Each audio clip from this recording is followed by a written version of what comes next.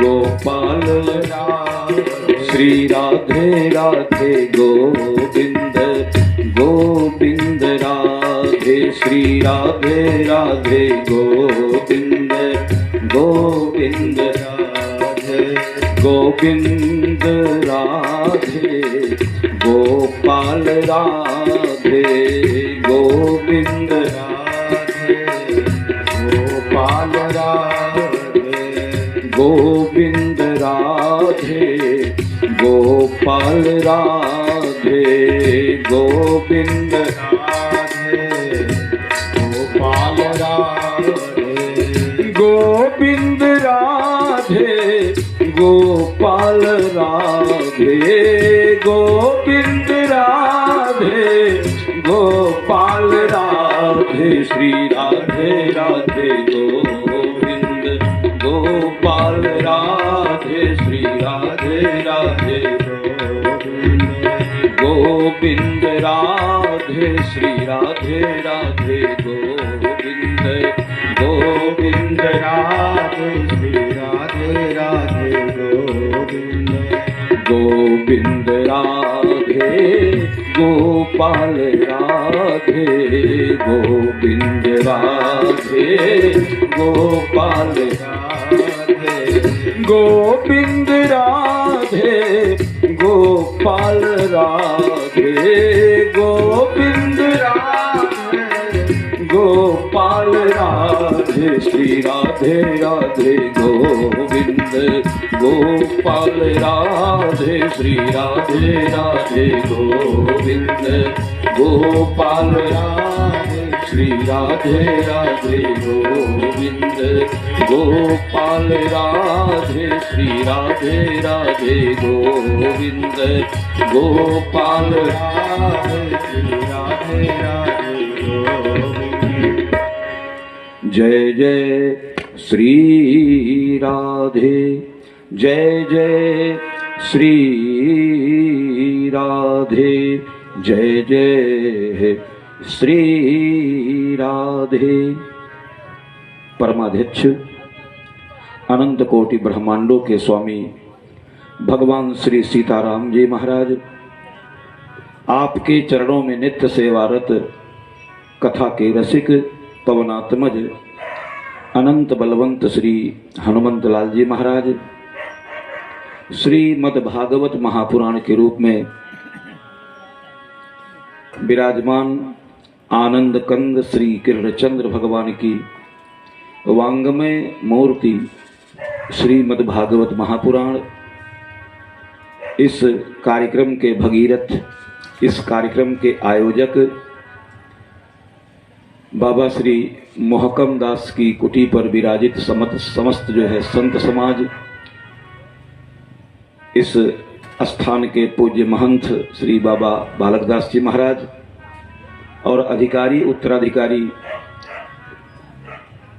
जिनके सिर पर ये सारी जो है बोझ है, इसको बोझ हम नहीं कह सकते क्योंकि ये मंगलमय आयोजन है।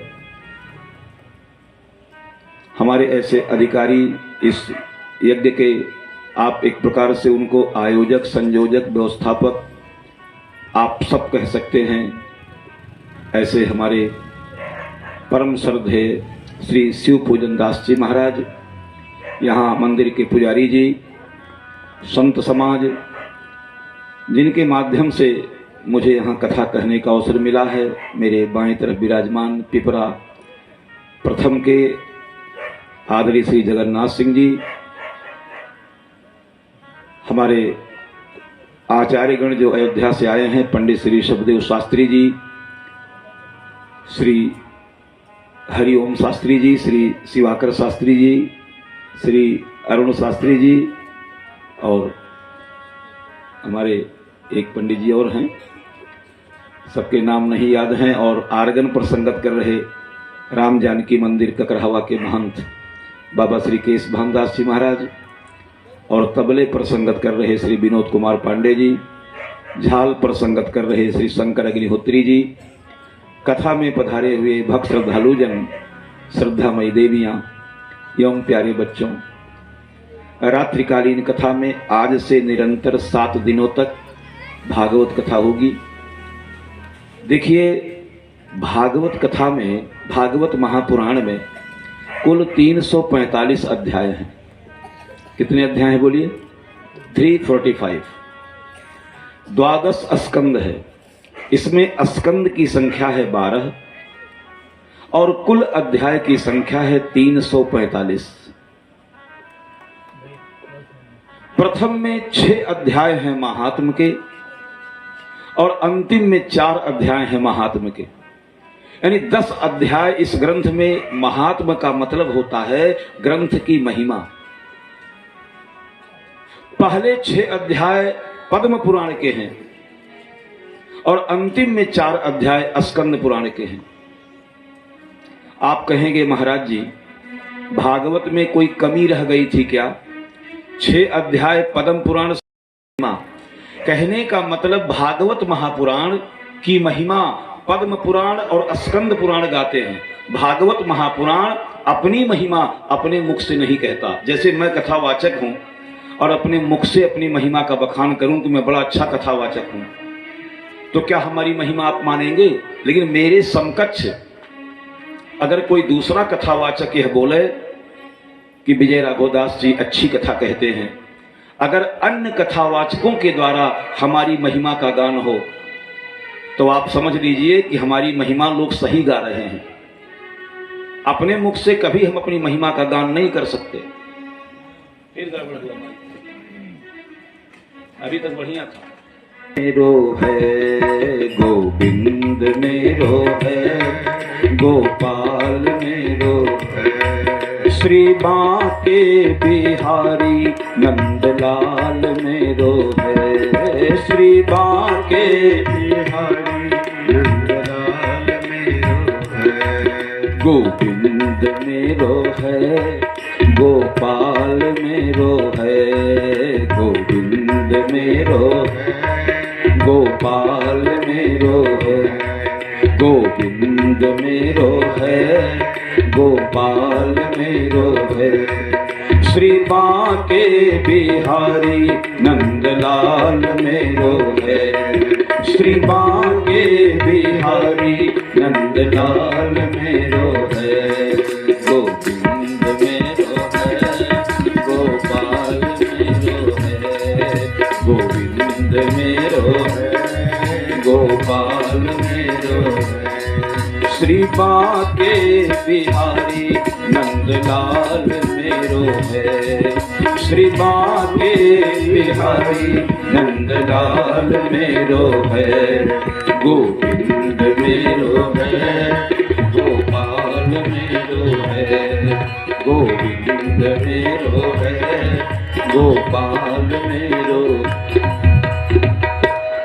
आनंद कंद श्री कृष्ण चंद्र भगवान की जय।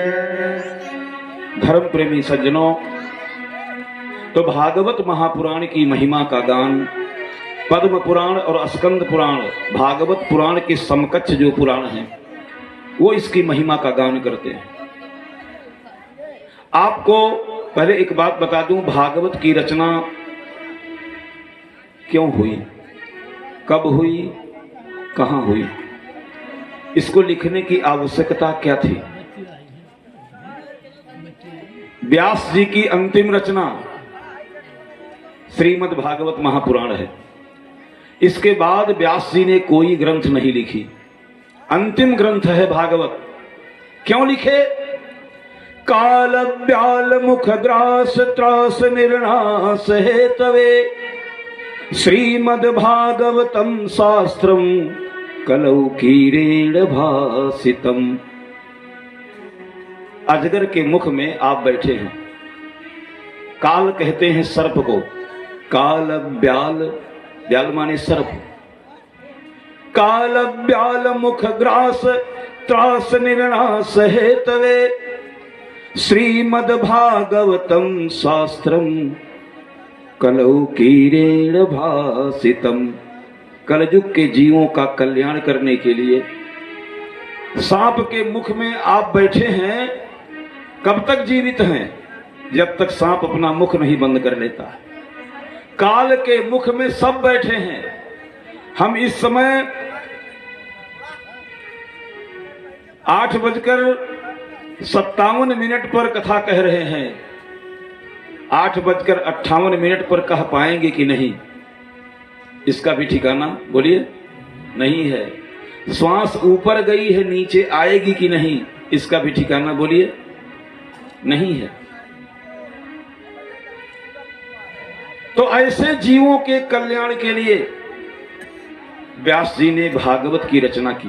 काल ब्याल मुख ग्रास त्रास नृणास हेतवे श्रीमद भागवतम शास्त्रम कलौ कीरेण भासितम। कलयुग के जीवों का, इसी कलयुग के जीवों के कल्याण के लिए भागवत की रचना हुई है। अब आपको बता दें भागवत की रचना क्यों हुई। आप लोग जानते हैं व्यास जी ने महाभारत की रचना की, और महाभारत की रचना 1.25 लाख श्लोक है उसमें, 1.25 लाख। महाभारत को हमारे यहाँ पंचम वेद कहते हैं, 5वां वेद है। 4 वेद तो है ही, लेकिन महाभारत को पंचम वेद कहा गया है। व्यास जी जब महाभारत की रचना कर चुके तो अपनी कुटिया में सम्याप्रास बद्रिकाश्रम के पास एक है आश्रम, सरस्वती नदी के तट पर, उस आश्रम का नाम है सम्याप्रास। आप यूं समझ लीजिए व्यास जी का मकान है, व्यास जी का आश्रम है वो। व्यास जी वहां रहते थे उदास, एकदम व्यास जी बड़े चिंतित रहते थे, चेहरा उनका उतर गया था। कब? जब लिखा महाभारत तब। एक दिन नारद जी आए। नारद जी ने आकर जब व्यास जी को चिंतित देखा, कहा का हो व्यास, भगवान के दास और हो उदास। एक वेद के आधार पर आपने 4 वेद का विभाग किया, वेद का विभाग करने के कारण आपका नाम वेद व्यास पड़ा। उसी के आधार पर आपने 17 पुराण की रचना की, आपने पंचम वेद महाभारत लिखा। इतने प्रकांड ज्ञानी, प्रकांड विद्वान होने के बाद भी आप उदास। भगवान का दास और है उदास, क्या बात है। व्यास जी ने कहा नारद जी पता नहीं क्या बात है, जब से हमने महाभारत लिखा है तभी से ऐसा मेरे अंदर हो गया है। नारद जी ने कहा रे रे रे रे महाभारत में एक पात्र है धृतराष्ट्र, महाभारत में एक पात्र है दुर्योधन, महाभारत में एक पात्र है शकुनी। यदि महाभारत की कथा कही जाए, देखिए हम तो महाभारत में ना किसी को हीरो मानते हैं, ना किसी को विलन, ना हम किसी को नायक मानते हैं, ना किसी को खलनायक। मेरा व्यक्तिगत विचार है। पांडव लोग भी जुआ खेलते हैं। आप मेरे द्वारा कथा सुन रहे हैं, कल रोड पर हमें आप जुआ खेलते देखिए। हो विजय राघव दास महाराज जो कथवा कहने आए थे, जुआ खेल रहे थे। तो आप बताइए हमको आप अच्छा कहेंगे? चलो भाई जुआ खेले कोई बात नहीं, अपने हारे अपनी पत्नी द्रौपदी को भी दांव पे लगा दिए, ये कौन सी अच्छाई है? हम महाभारत में किसी को नायक या खलनायक, मैं मेरा व्यक्तिगत विचार कहता हूं कथा पर, क्योंकि हम पुस्तक से भागवत नहीं, हम कोई भी कथा सुनाते हैं, मैं अपने हृदय का उद्गार सुनाते हैं। मैं क्या सुनाता हूं? ठाकुर जी मेरे अंदर आकर बैठकर जो कहलवा देते हैं वही कथा बन जाती है। श्री सीताराम जी महाराज की। तो महाभारत की कथा अगर आपको सुनाई जाए तो कोई आके खड़ा हो जाएगा, कहेगा हम धृतराष्ट्र का रोल अदा करेंगे, कोई कहेगा हम शकुनी बनेंगे, कोई कहेगा हम दुर्योधन बनेंगे। लाखों में शायद कोई एक व्यक्ति आके खड़ा हो जाए जो यह कह दे कि हम अर्जुन बनेंगे। महाभारत के पात्र ही ऐसे हैं जिनका चिंतन करने से भी जीवन उदास हो जाएगा। ए व्यास, नारद जी ने कहा व्यास मत हो उदास। महाभारत में भगवान का प्रभाव है। क्या है बोलिए?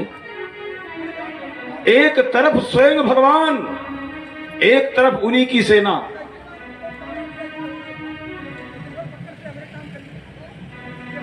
भगवान ने अपना प्रभाव दिखाया है महाभारत में कि समग्र विश्व एक तरफ हो जाए। मैं जिधर रहूंगा क्योंकि मैं भगवान हूं, विजय उधर ही होगी। तो महाभारत में भगवान का प्रभाव है। नारद जी ने व्यास जी से कहा कि महाभारत में भगवान का प्रभाव है, एक ऐसे ग्रंथ की रचना करो जिसमें भगवान का स्वभाव हो, क्योंकि जब तक जीव भगवान के स्वभाव को नहीं समझेगा तब तक वो भजन नहीं करेगा। उमा राम स्वभाव जहि जाना, उमा राम स्वभाव जहि जाना, आहि भजन तजि भावना आना, आहि भजन तजि भावना।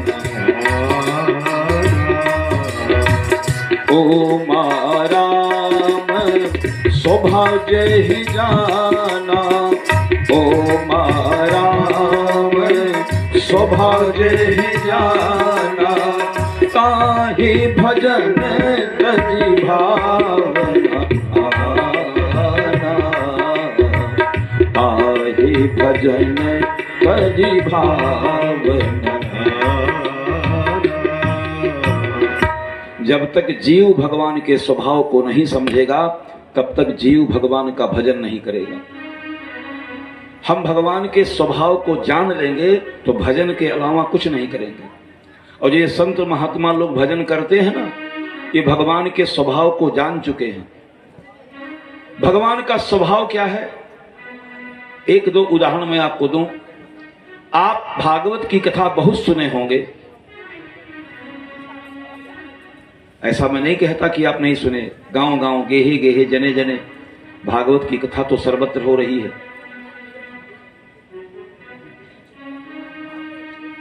अजामिल ने, आप ही बताइए किसको बुलाया था, ईमानदारी से बताइए। अजामिल जो है, जब यमदूत उसके प्राण को लगे खींचने तो किसको बुलाया था, बोलिए? अपने बेटे को बुलाया था। उसके बेटे का नाम था नारायण। उसके बेटे का क्या नाम था? तो भगवान को कहां बुलाया वो? अपने बेटे को बुला, बेटा नारायण।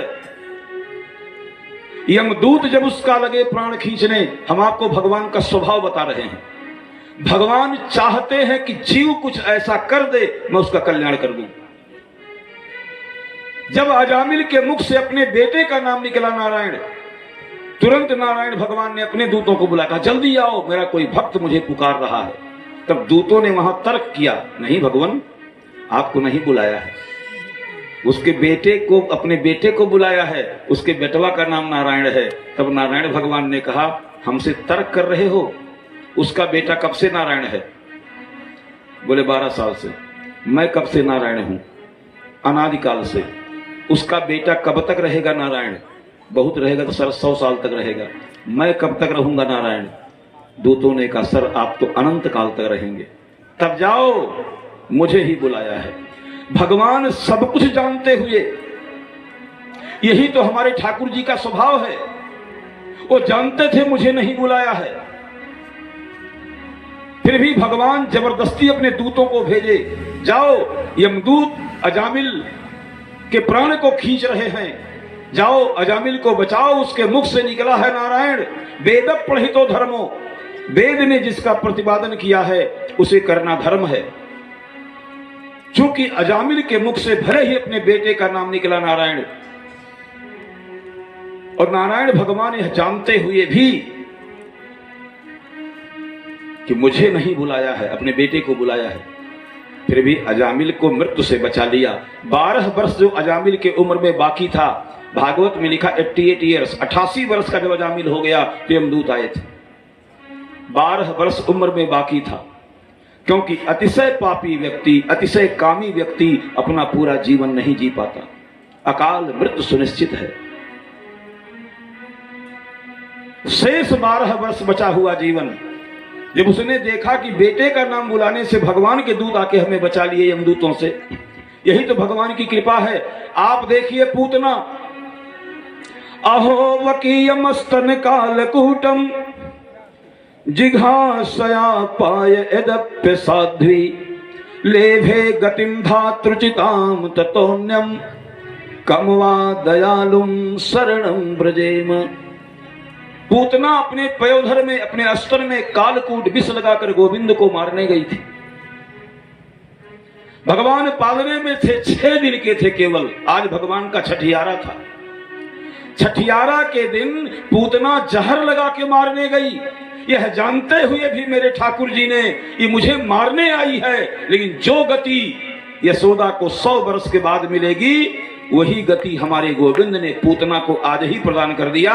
भगवान जहर पर ध्यान नहीं दिए, भगवान ने केवल यह ध्यान दिया कि स्तनपान केवल मां कराती है, बस जहर पर नहीं, स्तनपान पर ध्यान दिए। ये स्तनपान कराई है और स्तनपान केवल मां कराती है, अतः माता की गति प्रदान किया।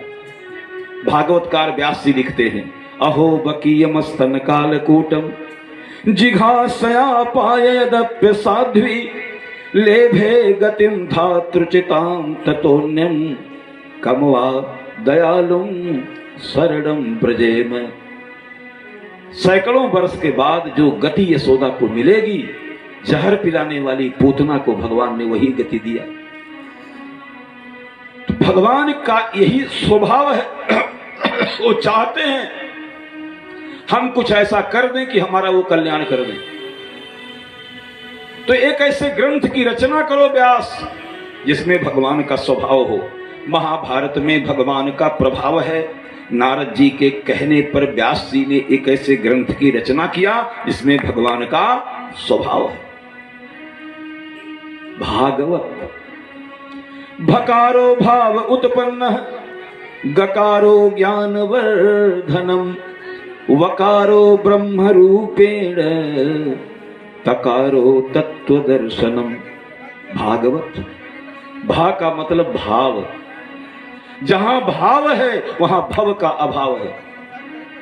भाव में कौन डूबता है? जिसके हृदय में ठाकुर जी के प्रति भाव नहीं है। आप बाजार जाते हैं, मार्केट में जाते हैं तो हर वस्तु का भाव करते हैं। आलू का भाव है, भैया ये कपड़ा क्या रेट है, रेट माने भाव। कोई भी वस्तु खरीदते हैं, ईमानदारी से बताइए भाव करते हैं कि नहीं? बोलिए। भाव बिना बाजार में मिले वस्तु नहीं मोल, तो भाव बिना हरि क्यों मिले, इसलिए भाव सहित हरि बोल। बिना भाव के भगवान नहीं मिलते। भाव के जब कोई वस्तु बाजार में नहीं मिलती तो बिना भाव के भगवान कैसे मिलेंगे? तो भागवत में पहला जो भाव है, ये भाव पैदा करता है। जो व्यक्ति भगवान भागवत की कथा सुनेगा, उसके अंदर भगवान के प्रति भाव पैदा हो जाएगा। गकारो ज्ञान वर्धनम, उसकी अज्ञानता नष्ट हो जाएगी, उसे ज्ञान की प्राप्ति होगी। वकारो ब्रह्म रूपेण, वह साक्षात ब्रह्म का दर्शन करेगा। एक सज्जन बोले, महाराज जी मानव जीवन का लक्ष्य है भगवत प्राप्ति। क्या है बोलिए? मानव जीवन का लक्ष्य क्या है? बोलते रहिए, क्या है? बोलिए। भगवत भगवत प्राप्ति, सही बात है ये। मानव जीवन का परम लक्ष्य भगवत प्राप्ति है, क्या ये सही है? हम आपसे प्रश्न कर रहे हैं, अगर मानव जीवन का लक्ष्य भगवत प्राप्ति है तो प्रश्न ये होता है, हमने भगवान को खोया कब था जो प्राप्त करना है? इसका उत्तर दीजिए। हम श्रोताओं से ही पूछकर कथा कहते हैं, हमने भगवान को खोया कब था जो हमें उसे प्राप्त करना है? भगवान तो सबको प्राप्त है। चींटी, चूंटा, कुत्ता, बिल्ली, हम बिना भगवान के बोल रहे हैं। हो आप बिना भगवान के सुन रहे हैं। सबके अंदर वह परमात्मा है। परमात्मा सबको प्राप्त है। मानव जीवन का लक्ष्य परमात्मा की प्राप्ति नहीं है। परमात्मा तो ऑटोमेटिक सबको प्राप्त है। जिस दिन वो परमात्मा अप्राप्त हो जाएगा, शरीर में से निकल जाएगा, ये शरीर सड़ने लगेगा, गलने लगेगा। बेटे हमारे कहेंगे बाहर निकालो इसे। तो परमात्मा तो धर्म प्रेमी सज्जनों सबको प्राप्त है। तो करना क्या है मानव जीवन में? उस प्राप्त परमात्मा का दर्शन करना। ये भागवत आपको दर्शन करा देगी। इसी भागवत में प्रहलाद ने, ध्रुव ने, किसने भगवान का दर्शन नहीं किया। आप केवल कथा सुनिए बस। महाराज पृथु थे, भगवान नारायण ने दर्शन दिया तो उन्होंने 10,000 कान मांगे। भगवान ने कहा, करे पागल, लोग 2 कानों का सदुपयोग नहीं कर पाते, तुम 10,000 कान क्या करेगा। महाराज पृथु ने कहा, भगवान इन 10,000 कानों से हम आपकी कथा सुनेंगे। 2 कान कम पड़ रहे हैं, 2 कान से नहीं पेट भर रहा है। 10,000 कान मांगा है इसी भागवत में महाराज पृथु ने भगवान की कथा सुनने के लिए।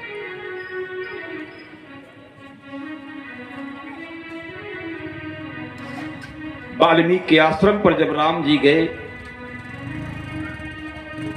मेरे पिता ने 14 साल का वनवास दिया है, कहां रहूं। तो वाल्मीकि जी ने पहले क्या बताया, हे राम, जिनके श्रवण समुद्र समाना, जिनके श्रवण समुद्र समाना, कथा तुम्हारी सुभग सरिनाना, कथा तुम्हारी सुभग सरिनाना,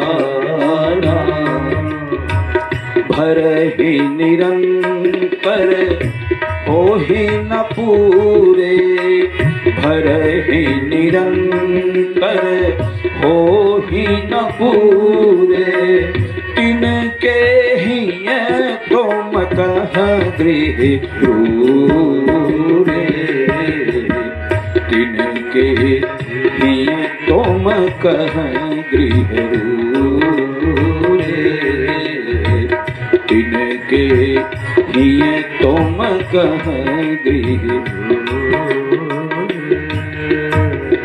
हे राम, जो निरंतर तुम्हारी कथा सुनते हैं अपने कानों के द्वारा। नदियां समुद्र में जाती हैं। कई लोग कहते हैं महाराज नदियों की मजबूरी है। नहीं, ये गलत है। समुद्र कोई एहसान नहीं करता नदियों का, न, बल्कि नदियां ही समुद्र पर एहसान करती हैं। अगर ये नदियां समुद्र में जाकर ना मिले तो समुद्र जम के नमक हो जाएगा। क्या हो जाएगा, बोलिए बोलिए, नमक हो जाएगा, नमक। हमारे कान में अगर ये भगवान की कथा ना पड़े ना, भगवान की कथा,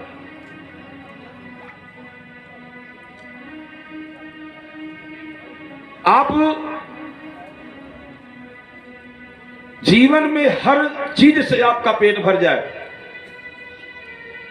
हर चीज से, लेकिन अगर कथा सुनते समय आपका पेट भर गया तो जान लीजिए आपको कोई रस नहीं मिला। कथा से कभी पेट नहीं भरना चाहिए। सुन लीजिए कान खोलकर, कभी भी कथा से हमारा पेट ना भरे,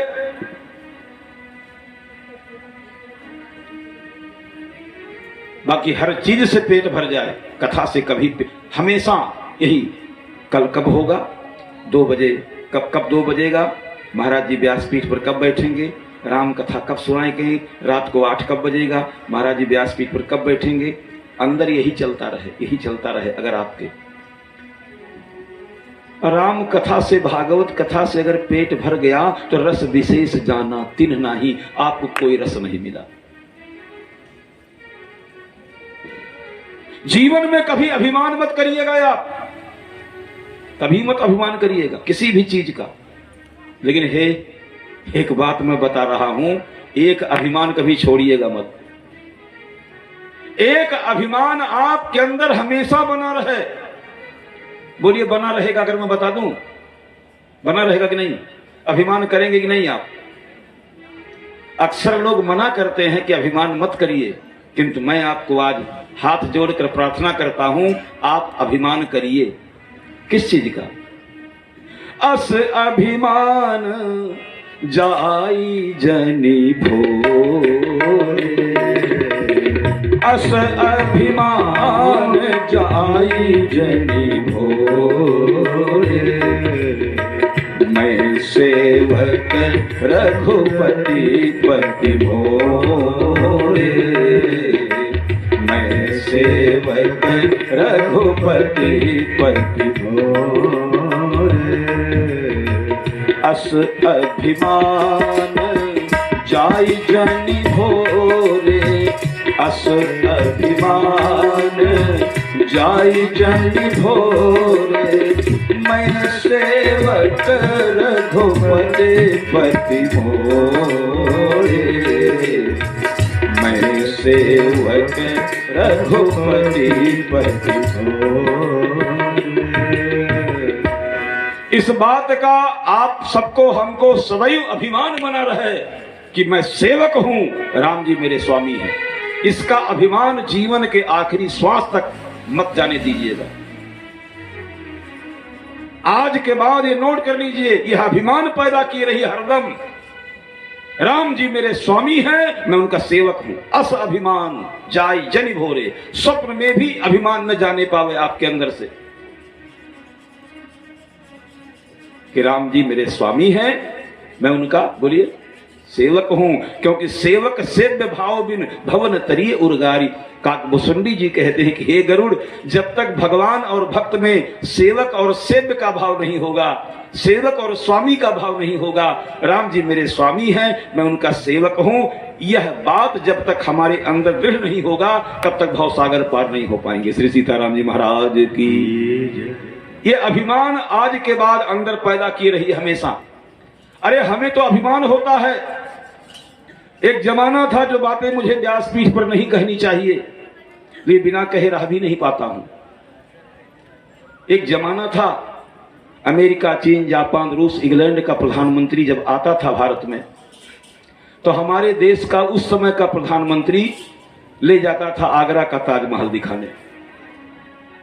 आज अमेरिका, चीन, जापान, रूस, इंग्लैंड कहीं का कोई भी नेता हमारे यहां आता है तो हमारे देश का जो राजा है, हमारे देश का जो प्रधानमंत्री है, उनसे गंगा की आरती करवाता है। श्री सीताराम जी महाराज की। आज गंगा की आरती करवाता है, आज काशी विश्वनाथ की आरती करवाता है, आज उज्जैन में जाकर दर्शन करवाता है। कोई विदेशी नेता हमारे धरती पर आता है भारतवर्ष में, अरे आप गर्व करिए, हमारे देश का राजा जिस समय केदारनाथ से त्रिपुंड लगाकर गेरुआ वस्त्र पहनकर वहां से निकलता है तो सीना फूल जाना चाहिए हम लोगों का, हमें अभिमान होना चाहिए। गेरुआ वस्त्र पहनकर बताइए कोई प्रधानमंत्री हुआ आज तक? मैं सत्य बोल रहा हूं, मैं कोई नेता नहीं हूं, न मैं किसी पार्टी का व्यक्ति हूं, मैं तो कथावाचक हूं। लेकिन जो मैं देख रहा हूं अपनी आंखों से वो तो बोलना ही पड़ेगा भाई। प्रधानमंत्री तिलक लगा सकता है, चुड़की रखा सकता है, चंदन लगा सकता है, क्या हम नहीं लगा सकते? अपने को हिंदू होने में गौरवान्वित महसूस करिए आप। ये अभिमान जीवन में न जाने पावे तो धर्म प्रेमी सज्जनों,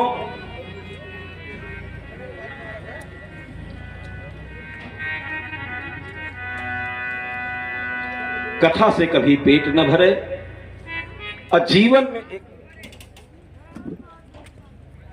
गोविंद मेरो है, गोपाल मेरो है, गोविंद मेरो है, गोपाल मेरो है, श्री बाके बिहारी नंदलाल मेरो है, श्री बाके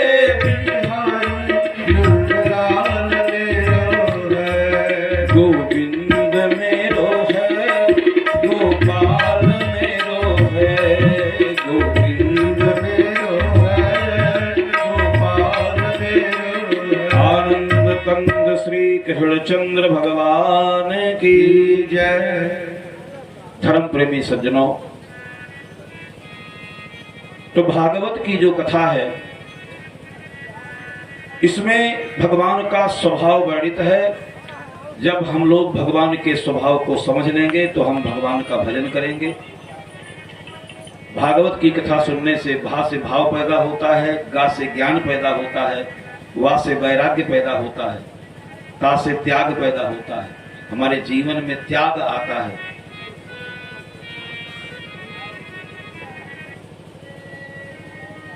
यहां पर भागवत की त्रिवेणी आज से प्रवाहित हो रही है। त्रिवेणी में इसलिए कहता हूं, भागवत की रचना हुई सरस्वती नदी के तट पर। कहां हुई? बोलिए। सरस्वती नदी के तट पर इस ग्रंथ की रचना हुई। भगवान की जितनी लीलाएं हुई श्री कृष्ण की, सब यमुना के तट पर हुई कि नहीं हुई? बोलिए। यमुना के तट पर भगवान की लीलाएं हुई, सरस्वती के तट पर इस ग्रंथ की रचना हुई, और सुखदेव जी ने परीक्षित को गंगा के तट पर भागवत की कथा सुनाई।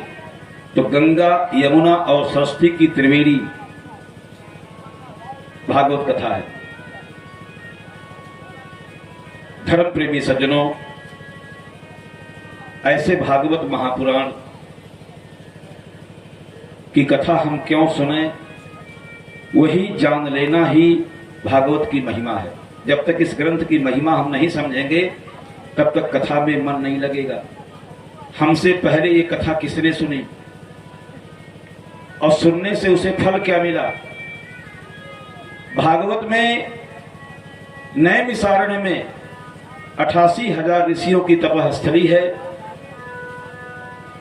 सभी महात्माओं के तरफ से सौनक महात्मा ने, सौनक नाम के ऋषि ने सूत जी से प्रश्न किया। सूत सौनक संवाद। 88,000 महात्माओं के तरफ से सौनकादि महात्मा ने सूत जी से कुल भागवत में 6 प्रश्न किए हैं। पहला प्रश्न है, मनुष्य का परम धर्म क्या है? क्या माला जपना परम धर्म है? क्या कथा सुनना परम धर्म है? क्या चारों धाम की यात्रा करना परम धर्म है? क्या 3 टाइम स्नान करना परम धर्म है? क्या 4 अंगुल की लंगोटी पहनकर भजन करना परम धर्म है? क्या मंदिर बनवाना परम धर्म है? क्या धर्मशाला बनवाना परम धर्म है? क्या भंडारा करना परम धर्म है? चारों धाम की यात्रा करना परम धर्म है? कथा कहना परम धर्म है? कथा सुनना परम धर्म है? मनुष्य का परम धर्म क्या है? पहला प्रश्न। दूसरा प्रश्न है, हम पूजा किसकी करें? हम पूजा किसकी करें?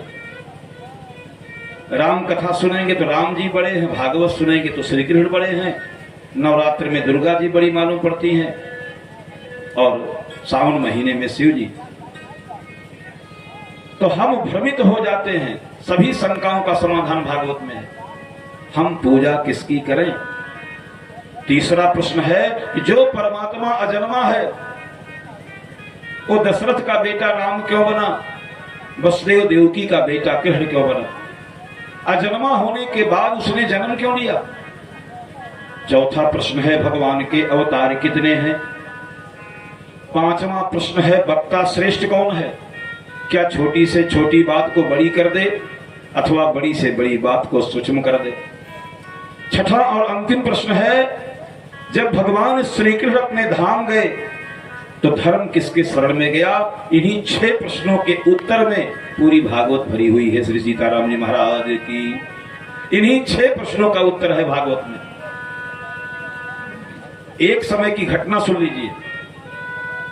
देवर्षि नारद, सूत जी कहते हैं, सौनकादिक महात्माओं, एक समय देवर्षि नारद पृथ्वी पर विचरण करते करते करते करते वृंदावन में आ गए। कहां आ गए बोलिए? वृंदावन में एक आश्चर्यजनक घटना उन्होंने देखी।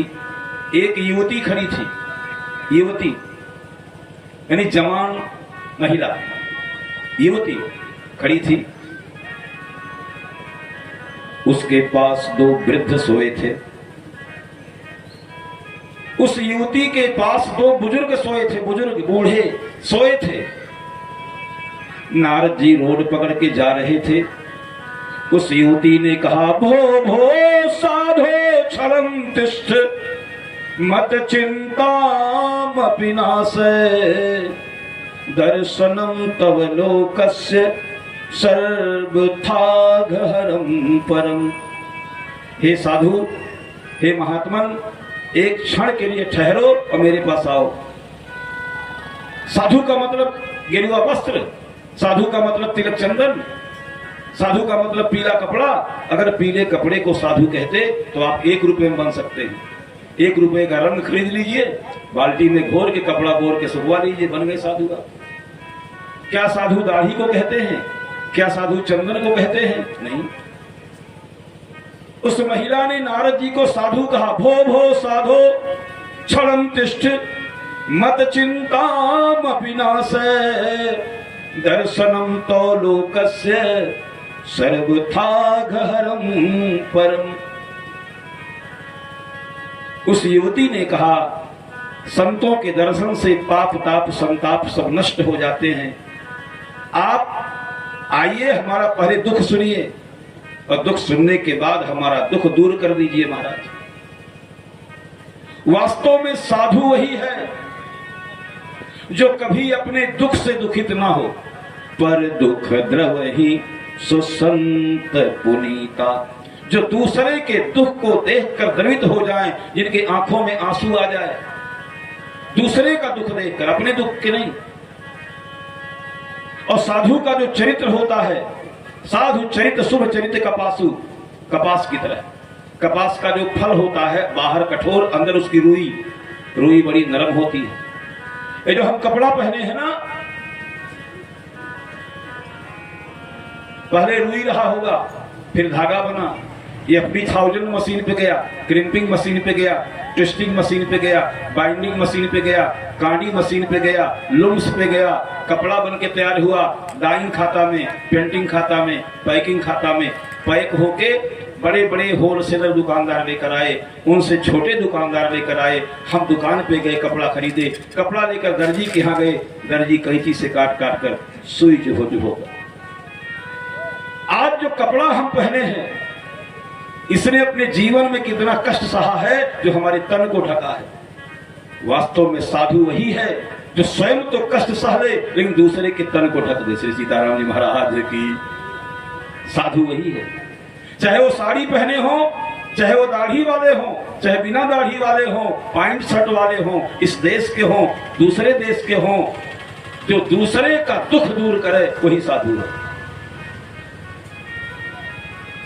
भो भो साधो क्षणं तिष्ठ। अब नारद जी आए। नारद जी ने कहा, देखिए आजकल महिलाओं के बुलाने पर नहीं जाना चाहिए, बड़ा खतरा है। लेकिन वो समय था, उस समय वैसा नहीं था। नारद जी आए। कौन है आप? आपने कैसे मुझे बुलाया? क्या समस्या है आपकी? पहले आप अपना परिचय दीजिए। उस युवती ने अपना परिचय दिया।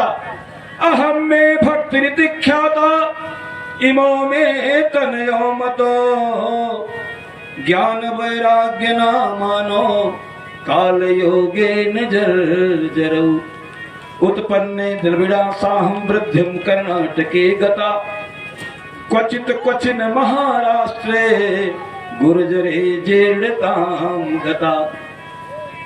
उस युवती ने कहा, महाराज मेरा नाम भक्ति है, मैं भक्ति हूं। अहम में भक्ति ख्याता, मैं वही सुविख्यात भक्ति हूं, भक्ति महारानी। इमो में तनयो मतो, हई दोनों जो सोए हैं हमारे दोनों बेटे हैं, हमारे पुत्र हैं। ज्ञान वैराग्य ना मानो, इनके नाम है ज्ञान और वैराग्य।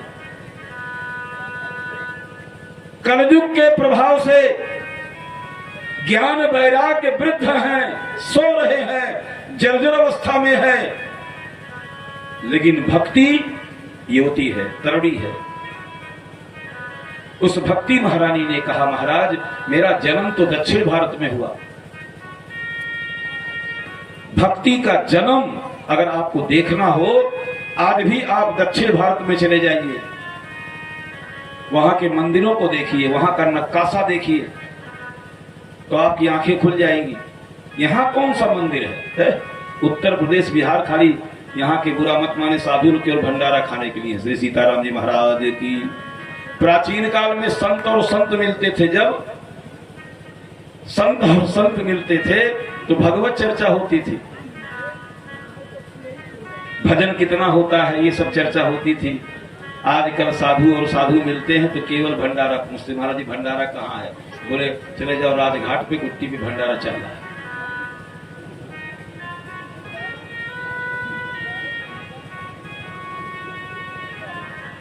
दक्षिण भारत में आज भी जितने जगत गुरु हुए हैं सब दक्षिण भारत के ही हैं। वो कह रही है दक्षिण भारत में जन्म हुआ, कर्नाटक में बड़ी हुई। आज भी कर्नाटक में चले जाइए, अभी हम अगस्त महीने में बंगलौर में थे, मेरी भागवत चल रही थी बंगलौर में, और वहां के 8-10 वर्ष के बच्चे छोटे छोटे, जेठ महीना की जो एकादशी आती है ना, निर्जला एकादशी, भीमसेनी निर्जला, हमारे यहाँ की माताएं बहनें अगर रहती भी होगी तो 12 बजे दोपहर तक उसके बाद पानी पी लेती है। लेकिन धन्य हो कर्नाटक, वहां के 8-8 वर्ष के बच्चे भी निर्जला एकादशी का व्रत करते हैं। मैं नहीं कहता हूं, मैं देख के आया हूं। भक्ति महारानी स्वयं कहती है कर्नाटक में मैं बड़ी हुई। भक्ति कर्नाटक में बड़ी होती है, पैदा होती है दक्षिण भारत में, कर्नाटक में बढ़ती है। और कहती क्या है, क्वचित क्वचिन महाराष्ट्र में कहीं कहीं मुझे सम्मान मिला, और गुर्जरे जीर्णतांगता, गुजरात में आकर मैं जीर्ण शीर्ण हो गई। सोने चांदी की नगरी, वैभव की नगरी, धन की नगरी, हीरे मोती की नगरी, ऐसे गुजरात में आकर मैं जीर्ण शीर्ण हो गई। महाराज मैं वृंदावन में आई, पुनः युवती हो गई, लेकिन मेरे बेटों की हालत मुझसे देखी नहीं जाती। ये ज्ञान वैराग्य मेरे दोनों बेटे हैं। कहने का मतलब भक्ति माँ है, भक्ति के 2 पुत्र हैं, ज्ञान और वैराग्य। ज्ञान वैराग्य की जननी है भक्ति। ज्ञान वैराग्य की जननी कौन है बोलिए? भक्ति। ज्ञान वैराग्य की माता है भक्ति। माँ को टेंशन है, माँ को चिंता है, हमारे बेटे बूढ़े। और माँ तरुणी नारद जी को बोली कोई उपाय करो, हमारे बेटे भी जागृत अवस्था में इनके अंदर चेतना पैदा हो जाए, क्योंकि अचेतन अवस्था में सो रहे हैं। तब नारद जी ने पूरा वेद मंत्र ज्ञान वैराग्य के कान में सुनाया। ज्ञान वैराग्य के कान में जब नारद जी ने वेद मंत्र सुनाया तो ज्ञान वैराग्य थोड़ा सा ऐसे हिले, खाली अखियां खोले फिर बंद कर दिए। फिर नारद जी ने वेदांत उपनिषद, सारे उपनिषद और वेद वेदांत के मंत्रों को नारद जी ने ज्ञान वैराग्य के कान में सुनाया, लेकिन ज्ञान वैराग्य को चेतना नहीं आई। तब आकाशवाणी हुई, हे नारद, ज्ञान वैराग्य को जगाने का तरीका तुम्हें संत बताएंगे। अब आप सोचिए, नारद जैसा संत न भूतो न भविष्यति, न पहले कोई हुआ, न वर्तमान में कोई है, न भविष्य में कोई होगा। ऐसे नारद जी को भी आकाशवाणी हो रही है कि तुम्हें संत बताएंगे ज्ञान वैराग्य को कैसे जगाया जाए। नारद जी संत की तलाश में, संतन के संग लाग रे तेरी बिगड़ी बनेगी। संतन के संग लाग रे तेरी बिगड़ी बनेगी। संतन के सभी लोग लाग रे तेरी बिगड़ी बनेगी। बिगड़ी बनेगी तेरी अच्छी बनेगी। बिगड़ी बनेगी तेरी अच्छी बनेगी। रामचरण अनुराग रे तेरी अच्छी बनेगी। रामचरण अनुराग रे तेरी अच्छी बनेगी। संतन के संग लाग रे तेरी बिगड़ी बनेगी। संतन के संग लाग रे तेरी बिगड़ी बनेगी। संतन के संग पूर्ण कमाई। संतन के संग पूर्ण कमाई। बड़ो भाग रे तेरी बिगड़ी बनेगी। संतन के संग लाग रे तेरी बिगड़ी बनेगी। संतन के संग लाग रे तेरी बिगड़ी बनेगी।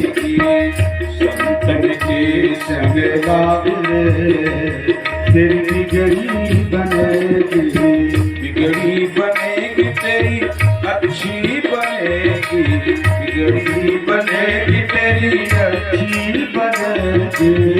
रामचरण अनुराग रे तेरी अच्छी बनेगी, रामचरण अनुराग रे सभी लोग आइए। तेरी अच्छी बनेगी। मोहन सामे बहुत है सोया, मोहन सामे बहुत है सोया, मोहन सामे बहुत है सोया, मोहन सामे बहुत है सोया। जाग सके तो जाग रे तेरी बिगड़ी बनेगी, जाग सके तो जाग रे तेरी बिगड़ी बनेगी। संतन के संग लाग रे तेरी बिगड़ी बनेगी, संतन के संग लाग रे तेरी बिगड़ी बनेगी। काम क्रोध मद लोभ ईर्ष्या, काम क्रोध मद लोभ ईर्ष्या, काम क्रोध मद लोभ ईर्ष्या, काम क्रोध मद लोभ ईर्ष्या। त्याग सके तो त्याग रे तेरी अच्छी बनेगी, त्याग सके तो त्याग रे तेरी अच्छी बनेगी। संतन के संग लाग रे तेरी अच्छी बनेगी, संतन के संग लाग रे तेरी अच्छी बनेगी। नारद जी आकाशवाणी सुनकर संत की तलाश में चलते चलते चलते चलते बद्रिकाश्रम पहुंच गए। प्रेम से बोलिए बद्री विशाल भगवान की। नारद जी के चेहरे पर चिंता की लकीरें। तो बद्री विशाल में बद्रिकाश्रम में सनक, सनंदन, सनत कुमार, सनातन ये चार भाई रहते हैं। ब्रह्मा के मानस पुत्र सनक, सनंदन, सनातन, सनत कुमार, ये चारों जब नारद जी को चिंतित देखे, नारद जी के बड़े भाई हैं वो सनक, सनंदन, सनत कुमार, सनातन, जिनको सनकादि कहते हैं, ये नारद के बड़े भ्राता हैं। अपने छोटे भाई नारद जी को जब चिंतित देखा सनकादिकों ने, तो पूछ लिया क्या बात है। क्या हो भाई साहब नारद जी, बड़े दिन पर आइला है, चिंता क्यों है। तब नारद जी ने वृंदावन की घटना सुना दी कि वृंदावन में बड़ा आश्चर्य है, माँ जवान, भक्ति जवान, बेटे बूढ़े। हमने वेद का पूरा मंत्र, वेदांत का, उपनिषद का सारा ज्ञान वहां कह दिया, किंतु ज्ञान वैराग्य को चेतना नहीं आई। तब सनकादिकों ने कहा तेरी इतनी सी बात है, चल हरिद्वार हम आते हैं। हरिद्वार में आनंद घाट पर चलकर नारद जी आए, उसके पीछे सनक, सनंदन, सनत कुमार, सनातन चारों भाई आए। व्यासपीठ बना ऐसे, चारों भाई व्यासपीठ पर बैठे, नारद जी बन गए श्रोता। नारद जी ने 3 आसन मंगा के और बिछा दिया, एक भक्ति महारानी के लिए, 2 उनके बेटों के लिए, ज्ञान वैराग के लिए नारद जी ने आसन लगा दिया। भक्ति के लिए, ज्ञान के लिए, वैराग के लिए 3 आसन बिछा दिया, आवाहन किया, स्वयं बैठ गए यजमान बनकर। ये पहली भागवत की कथा होने जा रही है। अक्सर कथा वाचक एक होता है, श्रोता अनेक होते हैं, किंतु ये भागवत की पहली कथा है जिसमें वक्ता 4 हैं और श्रोता 1 है। 4 वक्ता 1 श्रोता। ये चारों भाई एक ही साथ सारा काम करते हैं। जब सनकादिक व्यासपीठ पर बैठे और खोले भागवत की पुस्तक और नारद जी ने देख लिया, नारद जी ने कहा ई का है। अरे जब वेद मंत्र नहीं काम किया, वेदांत का मंत्र नहीं काम आया ज्ञान वैराग को जगाने के लिए, तो हई भागवत क्या करेगा तुम्हारा। सनकादिकों ने कहा निगम कल्प तरोर गलितम फलम शुक मुखाद मृत द्रव संयुतम पिबत भागवतम रसमालयम मुहुरहो रसिका भुवि भावुका। निगम माने वेद, निगम कल्प तरोर गलितम फलम, वेद रूपी कल्प वृक्ष का फल है भागवत। जैसे आम का पेड़ हो, उसमें जड़ है, तना है, डालियां है, पत्ते हैं, फूल है और फल है। यद्यपि उस फल में जितना रस है पेड़ की जड़ से, तनों से, डालियों से, पत्तों से ही गया है, लेकिन आप बताइए आम के पेड़ की डाली खाइए, मुख में मिठास आएगी? बोलिए, स्वाद मिलेगा? जो फल फल में है, जो स्वाद फल में है, बोलते क्यों नहीं? जो स्वाद फल में है वो क्या पेड़ की जड़ में है? यद्यपि उस फल में सारा स्वाद जड़ से ही गया है। जड़, तना, डालियां, पत्ते, फूल, उन्हीं से उस फल में रस गया है, किंतु जो फल में स्वाद है वो अन्य चीजों में स्वाद पेड़ के। बोलिए, तब सनकादिकों ने कहा महाराज है फल है फल, वेद तो वृक्ष है, आपने उनके कर्मा में वृक्ष डाला है। वृक्ष, वेद का मंत्र माने वृक्ष, वेद तो वृक्ष है और भागवत क्या है? उसका फल है। तो जो काम फल करेगा वो काम वृक्ष थोड़ी करेगा। इसलिए महाराज ये भागवत की कथा सनकादिकों ने जब कहनी आरंभ की तब नारद जी ने टोक दिया, कृपा करके एक बात बताइए, ये भागवत कथा सुनने का अधिकारी कौन है? क्या पापी व्यक्ति भी, अत्याचारी, दुराचारी व्यक्ति भी क्या भागवत की कथा सुन सकता है? जिसका समग्र जीवन, जिसका पूरा जीवन व्यभिचार में बीत रहा हो, अत्याचार, अनाचार, दुराचार में लिप्त हो, जो व्यक्ति अतिशय पापी हो, क्या वो भागवत की कथा सुन सकता है? सनकादिकों ने कहा इस संबंध में मैं तुम्हें एक कथा सुनाता हूं।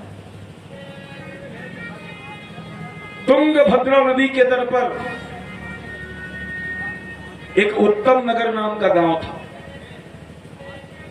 इस वर्ष जो है सन 2022 में हम तुंगभद्रा नदी के में गए थे स्नान करने, और ये बंगलौर से आगे पड़ता है। बंगलौर से मैसूर जाते समय रास्ते में पड़ता है रामपुर, जिसको कर्नाटक सरकार ने अब जिला घोषित कर दिया है। वो जो शोले पिक्चर में वो बसंती का क्या नाम है, टांगा हुई जो सारे पिक्चर की शूटिंग जो है शोले की वहीं हुई थी। वहां लिखा भी है शोले पिक्चर की सभी शूटिंग यहीं हुई थी। हम गए थे देखने, बल्कि अब की बात वहां के कथा के कमेटी के लोग ले गए थे हम लोगों को। तो तुंग और भद्रा दो नदियों का जहां मिलन होता है उसको कहते हैं तुंगभद्रा। तुंगभद्रा नदी के तट पर एक उत्तम नगर नाम का गांव था, और उत्तम नगर के गांव में एक पंडित जी रहते थे, नाम था आत्मदेव। क्या नाम था बोलिए? आत्मदेव। आत्मदेव का मतलब होता है जो अपने आत्मा में देवत्व का दर्शन कर लिए हो, यानी परम ज्ञानी। ऐसे आत्मदेव पंडित जी को परमात्मा ने सब दिया था। पत्नी का नाम धुंधुली था, लेकिन कोई संतान नहीं थी। सब कुछ होने के बाद पंडित आत्मदेव संतान विहीन थे। पत्नी का नाम धुंधुली, और धुंधुली स्वभाव की जो महिलाएं होती हैं, धुंधली स्वभाव की महिलाएं कैसी होती हैं मैं बता देता हूं। जब तक पति घर पे है तब तक तो शांत रहेंगी, और जैसे पति घर से कहीं गया 4-6 घंटे के लिए, धुंधुली जैसी महिलाएं पड़ोसन से 2-2 हाथ कर लेती हैं। झगड़ा, लड़ाई झगड़ा अगल बगल जरूर रहे करेंगी वो धुंधुली नाम की महिलाएं। और जब घड़ी देखेंगे पति के आने का समय जब हो जाता है, तो बढ़िया मेकअप करके गेटवे पर खड़ी रहेंगी, मुस्कुराकर पति के लिए दरवाजा खोलती हैं, दिखाती हैं जैसे लगता है सती अनुसुईया के बाद इन्हीं का नंबर है। श्री सीताराम जी महाराज की जैसे सती अनुसुईया के बाद इन्हीं का नंबर। ओवर एक्टिंग, प्रेम का दिखावा। तो धुंधुली आत्मदेव पंडित जी बड़े सरल स्वभाव के थे और उतनी ही कर्कशा धुंधुली थी। भगवान ने सब दिया, कोई संतान नहीं थी। संतान के कारण आत्मदेव पंडित जी दुखी रहते थे। बहुत उपाय किए, उनके घर में तुलसी का पेड़ लगाते, तुलसी का पेड़ सूख जाता। गाय 12 वर्ष से है, कोई बच्चा नहीं दिए अभी तक। कभी किसी से पूछते जब पंडित जी का होगा वो का बात है, हम अपने हाथ से तुलसी का पेड़ लगाए हैं, अभी 1 हफ्ता हुआ, अब आज देख रहे हैं पानी भी समय से दिए थे, सूख गया पेड़ में। तो जानते हैं लोग क्या कहते थे, ए पंडित तुम संतानहीन हो, तुम्हारी पत्नी को कोई औलाद नहीं है, तुम्हारे द्वारा लगाया गया तुलसी का पेड़ इसीलिए सूख जाता है, तुम संतान विहीन हो, तुम्हारे पास कोई संतान नहीं है। गाय बच्चा नहीं दे रही है, तुलसी का पेड़ सूख जा रहा है, कारण यही है, जरूर तुमने कोई पूर्व जन्म में पाप किया था जिसके कारण से इस जन्म में तुमको कोई औलाद नहीं है, संतान नहीं है। यह बात सुनकर पंडित आत्मदेव दुखी हो गए। काफी प्रयास करने के बाद जब उन्हें पुत्र की प्राप्ति नहीं हुई, लोगों का उलाहना सुनते सुनते आत्मदेव पंडित जी एक दिन निश्चित कर लिए संसार छोड़ने के लिए। चले गए जंगल में, प्राण त्यागने का पूरा संकल्प लेकर जाकर जंगल में बैठकर प्राण त्यागने का विचार कर ही रहे थे कि उस मार्ग से एक संत गए और ये रो रहे थे। आत्मदेव पंडित जी रो रहे थे। तब संत ने सोचा, आहा, ये जंगल में आकर रो रहा है, इसका मतलब है चलकर पूछें ये रो क्यों रहा है। लगता है भगवान की याद में रो रहा है, चल के पूछना चाहिए। ये तो बहुत बढ़िया भगत मिल गया जो भगवान की याद करके एकांत में रो रहा है। संत आए, हे पंडित जी क्या बात है, काहे रो रहे हो। तो कह रहे हैं कि रो मैं इसलिए रहा हूं, मेरे पास कोई बेटा नहीं है। संत ने अपना माथा ठोंका, हाय हे भगवान, बेटा के लिए रो रहे हो हैं? अरे हम समझे तुम भगवान की याद में रो रहे थे, बेटा के लिए रो रहे हो। एक बात आपको बता दूं,